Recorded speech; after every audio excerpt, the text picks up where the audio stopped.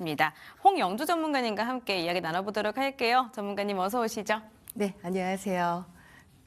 실손의료비 보험, 줄여서 실손보험인데요. 이 보험 하나만으로는 병원비를 모두 보장받기가 어렵다는 이야기를 많이 들어보셨을 겁니다. 그래서 정액을 보장해주는 수술비 보험을 준비하는 것이 매우 중요한 한데요. 특히 수술비 보험은 의학기술 발전과 함께 점점 오르는 수술비로 인해 실손보험의 한계를 보완해주는 중요한 보험입니다. 실손보험의 가입자 수는 2023년 기준 약 3,997만 명으로 국민건강보험 가입자 수의 약 77.75%에 해당된다고 보시면 됩니다.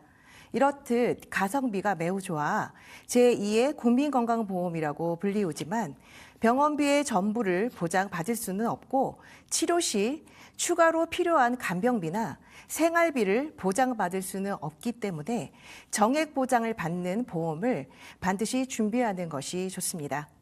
실손보장과 정액보장의 차이를 몰라서 실손보험만 믿고 계신 분들이 꽤 많은데요. 오늘은 수술비 특약에 대해서 자세하게 설명드리겠습니다. 알겠습니다. 자, 실손보험만 믿으시는 분들 상당히 많을 것 같아요. 제가 옛날에 그랬거든요. 자, 그렇지만 실손보험 안에서도 사각지대가 상당히 많습니다. 그러면 실손보험과 수술비 특약이 어떻게 다를까요? 네, 먼저 실손보험의 주요 단점 3가지를 살펴보겠습니다. 첫 번째로 자기 부담금이 존재한다는 것입니다. 실제로 실손은 내가 실제로 지출한 병원비의 일부를 환급해주는 보험인데요. 현재 판매되는 4세대 실손을 기준으로 모두 설명을 드리겠습니다. 급여 치료는 20%, 비급여 치료는 30%의 자기 부담금이 있습니다. 즉, 급여 치료는 80%만, 비급여 치료는 70%만 보장을 받을 수 있습니다. 그리고 5년마다 재계약을 해야 하는데요. 이때 동일한 상품이 아닌 그 당시에 판매하고 있는 실손보험으로 재계약을 해야 합니다.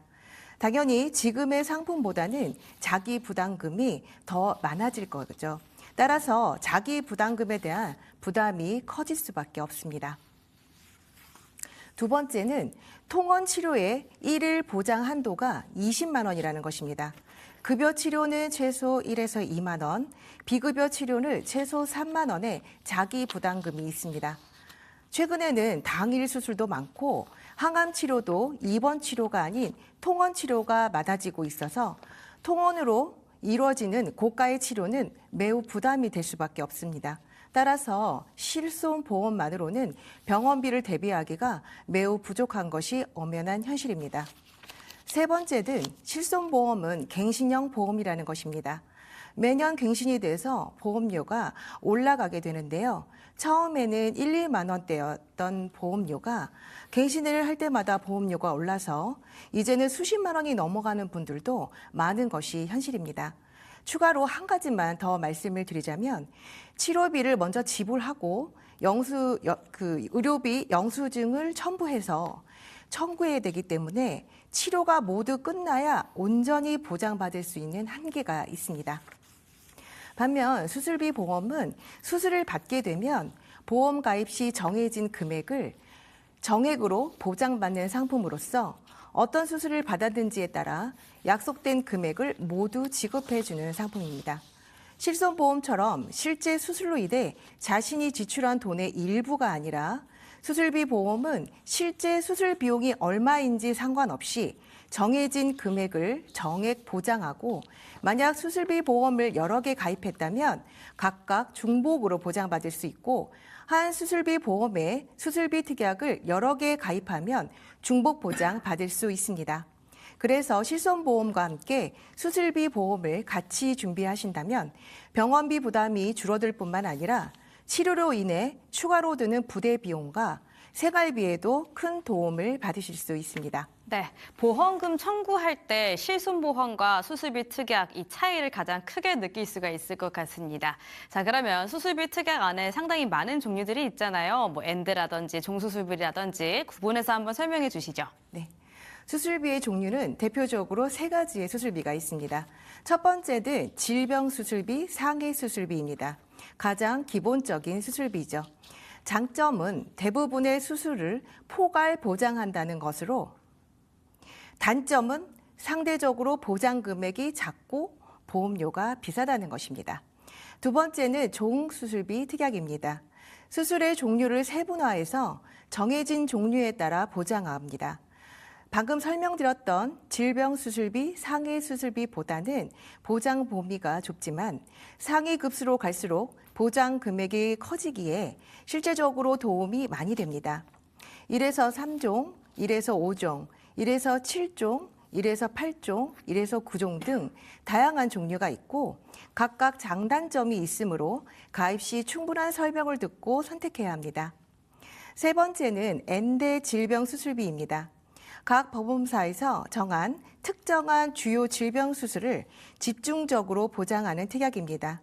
상대적으로 보장 금액이 크지만 특정한 질병을 보장하므로 앞서 말한 질병 수술비, 상해 수술비, 종 수술비의 담보를 보완하는 역할을 해줄 수 있습니다.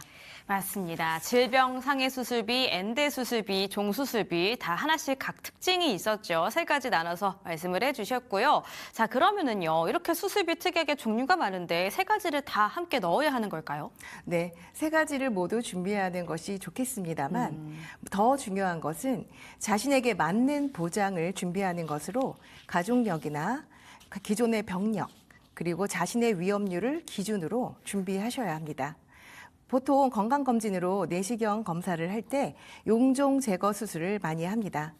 수면 내시경으로 용종을 제거할 경우 평균적으로 수면 비용이 5만 원, 검진 비용까지 하면 10만 원에서 15만 원 정도 지출을 하게 되는데 질병수술비와 질병종수술비를 같이 가입을 하셨다면 질병수술비 30만 원, 질병종수술비에서 2종 50만 원, 총 80만 원을 보장받게 되는 겁니다. 따라서 보장 범위가 가장 넓은 질병수술비, 그리고 상해수술비, 수술 종류에 따라 점점 더 많이 보장하는 질병상해 종수술비를 우선적으로 준비하시고 그 다음에 자신의 위험률을 고려하여 N대 질병수술비를 추가하는 것을 추천드립니다.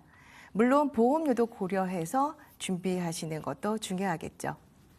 또 하나 중요한 것이 보장의 횟수와 금액의 조건인데요.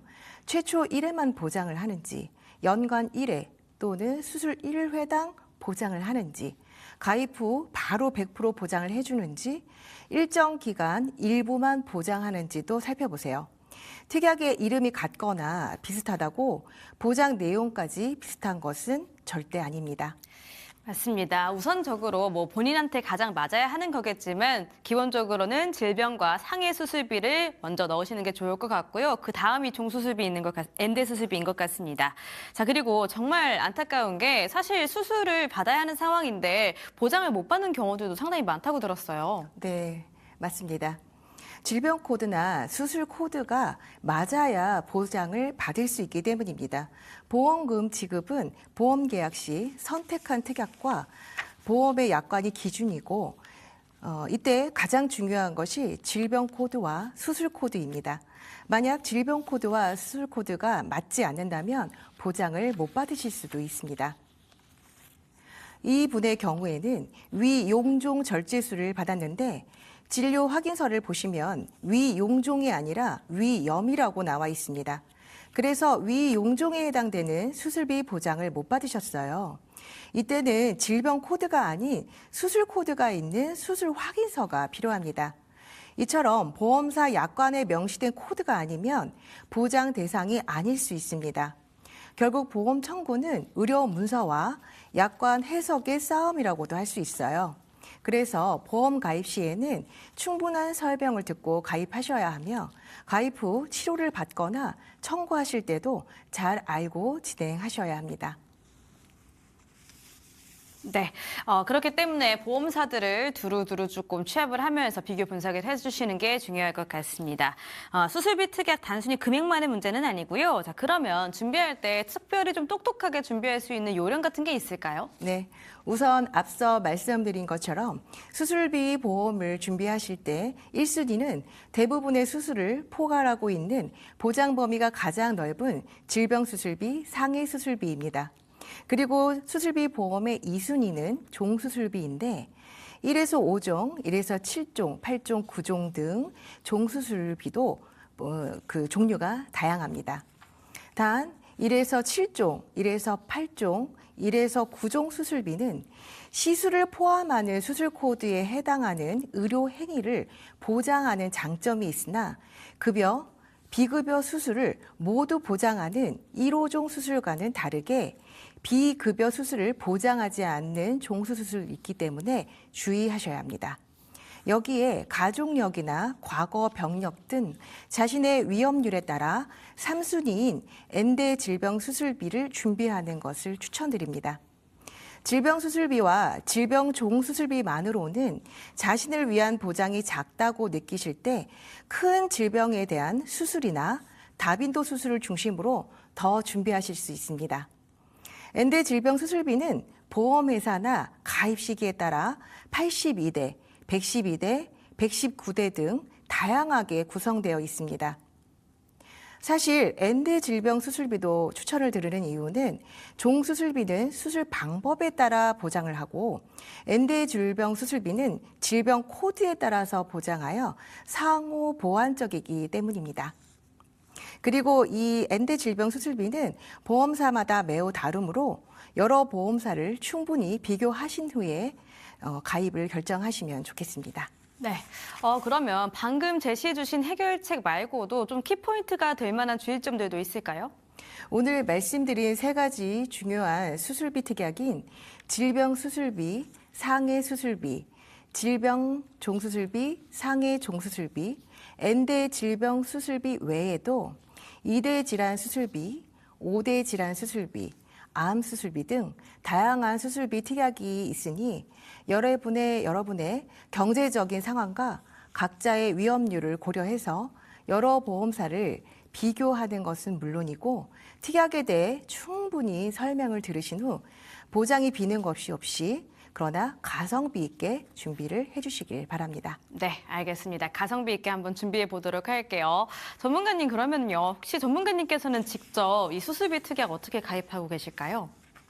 저는 수술비 보험을 굉장히 좋아합니다. 오. 네. 그래서 다양하게 저는 가입이 되어 있고요. 그리고 사실 실손을 우리가 끝까지 가져가기가 쉽지 않은 보험이기 때문에 실손만을 계속 우리가 이렇게 이 보험만 있으면 된다 하고 이렇게 안심하고 있을 수는 없거든요. 그래서 이렇게 정액을 보장하는 수술비 보험을 꼭 가입을 같이 해주시기를 제가 진짜 추천드리겠습니다. 저도 비급살롱 진행하면서 수술비 특약이 굉장히 좋은 보험이구나 이런 생각들을 많이 했어요. 가입을 해둬야겠다라는 생각을 하긴 했는데 우리 전문가님께서 또 너무 좋아한다고 하시니까 왜 그렇게까지 좋아하시는지 궁금하거든요. 실손보험은 그 자기 부담금이 계속 오르고 지금 자기 부담금이 있지 않습니까? 근데 이제 지금 신의료 기술들이 워낙 고가이다 보니까 그리고 또 통원으로 치료하는 경우도 많기 때문에 자기 부담금에 대한 부담금도 높은데 통원 치료에 대한 것도 20만 원밖에 통원 한도가 안 되다 보니 나머지는 다 나의 그 부담으로만 다가올 수밖에 없는 거고 그리고 이제 입원 치료를 하셨을 때 이렇게 수술 치료비만 나오는 것이 아니라 간병비 그리고 생활비도 이 부담이 될 수밖에 없습니다. 따라서 이 보완책으로 수술비 보험으로 그러니까 정액으로 나오잖아요. 이런 정액으로 보장되는 보험들을 좀 더 보강해서 안정되게 보장 자산을 준비하시기를 제가 추천드립니다. 보강에 있어서 강점이 좀 확실한 것 같아요. 자, 그러면요, 전문가님 실제로 이제 일을 하시면서 수술비 특약의 혜택을 보신 분들이 상당히 많을 것 같거든요. 네네네. 어쩌면은 우리 전문가님의 주변 사람들일 수도 있을 것 같고요. 혹시 그런 네네. 사례들이 있을까요? 일단은 뭐 제일 그 수술을 많이 하시는 그 수술이 용종 제거술이잖아요. 맞아요. 네, 네. 네. 그런데 이제 용종이 나왔다라는 것도 사실은 마음이 아프고 좀 찝찝하기도 하고, 찝찝해요. 네, 네, 네. 암에 대한 걱정도 될 수밖에 없는데, 그런데 이제 그 수술비가 이렇게 질병 수술비에서도 나오고 종수술비에서 나오기 때문에 그 부분에서의 어떤 뭐 기쁘다고 할 수는 없지만 이게 나와줌으로써 그 마음이 좀 한결 나아지는 그런 고객님들을 제가 좀 많이 봤거든요. 예, 예. 그래서 그런 부분에서 생각해 주신다면은 이런 작게 나오는 부분들도 좋고, 그리고 실제로 저희 고객님이 암 수술을 하셨는데 갑상선 암 수술을 하셨어요. 근데 이제 뭐 1, 2cm 정도 절개를 들어가셔서 수술을 하셨는데 종수술비 가입을 통해서 5급을 이제 5종이죠.